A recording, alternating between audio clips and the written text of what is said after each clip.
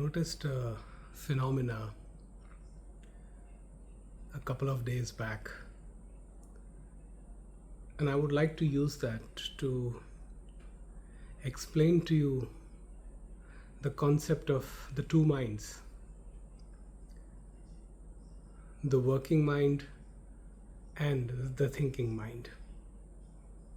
This concept was originally put forward by Sri Ramesh Balsekar. So I'm giving my own interpretation.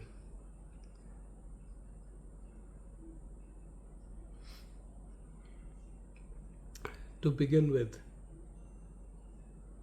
there are no two minds. It's all one and the same movement. However, to simplify things, we deliberately introduce this duality of the two minds just to explain the concept, because we are using language. And we know that language is dualistic by nature. So there are these two minds, the working mind and the thinking mind. I jokingly also call thinking mind as the rascal mind.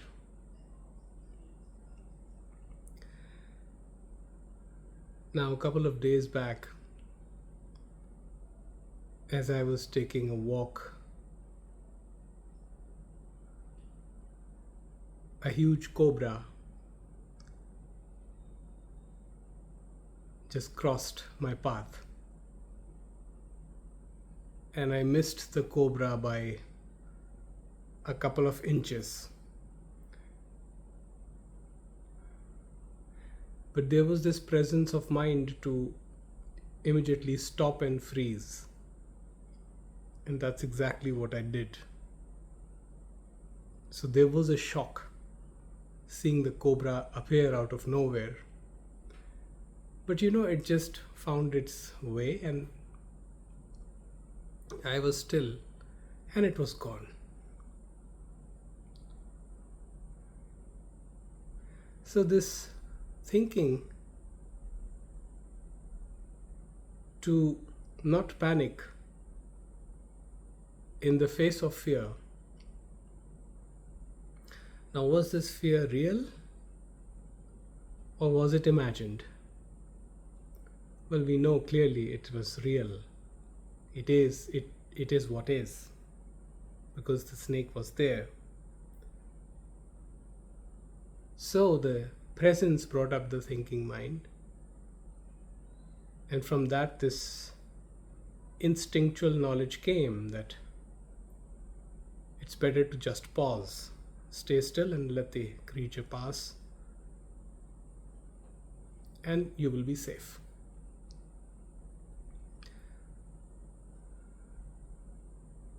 Now, next day, I again went for a walk, and I noticed the arising of a fear of cobra on the same spot. Every time I just crossed that path,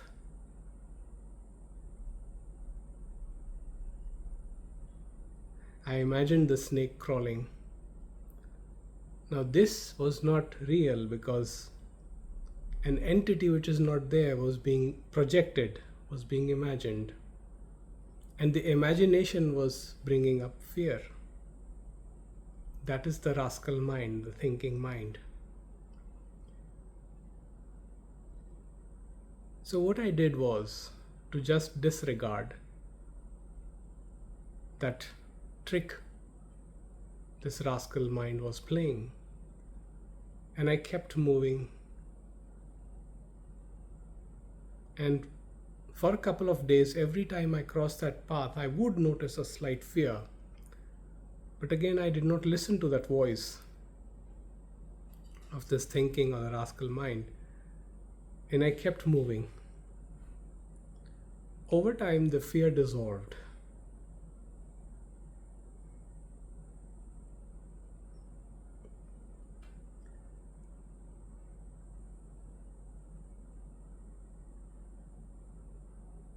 We generally feel scared of events that are not happening right now, but majority of what is imagined, where this thinking mind lives in what if and not what is.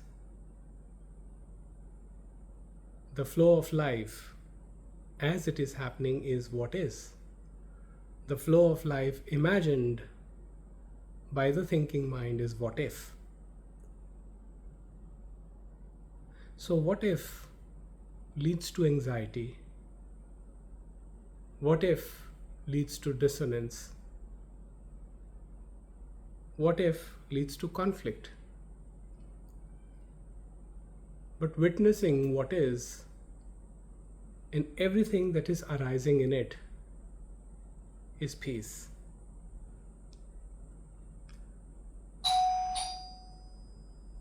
So, from the presence, whatever comes up is generally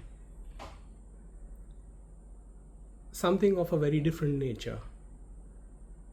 For example, the moment I saw the snake, I could have cried, I could have howled, I could have ran, which would probably, scare the animal, and in that defense, the animal may, have bitten or attacked.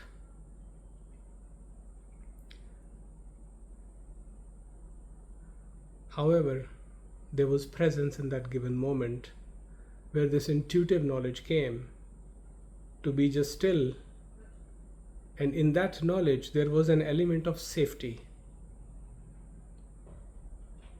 So working mind is not concerned with what is going to happen or with what should or should not happen. The working mind is totally concerned with what is happening at this very moment. But the thinking mind is always concerned with what will happen, what should happen, what should not happen. And that is why it remains anxious.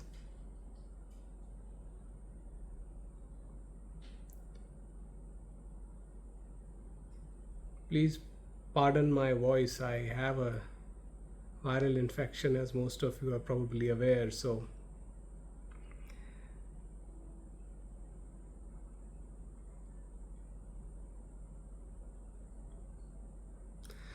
this is the distinction between the thinking mind and the rascal mind. As we learn to be more and more in our presence, we tap into this intuitive knowledge, and the actions that come out of it are not reactions but responses. Now these responses, they change the quality of our life. They bring more peace in daily living. Whereas reactions based on a future scenario, based on a future projection of a fear, destroys relationships, creates unrest, causes disharmony. But what if this happens? What if that happens? When I am rooted in the present, totally into this, in this, there is witnessing of everything that is arising, including the body's fear, the body's reaction, which could be sweating, heartbeat, whatever it is, but it is all happening here in the now. And it does not disrupt the peace, because witnessing by nature is not affected. So the working mind is only concerned with the task at hand, and it intuitively comes up with the task, whatever needs to be performed. If, for example, you are working on a project, the working mind will only be concerned with the next step that needs to be taken to build the product.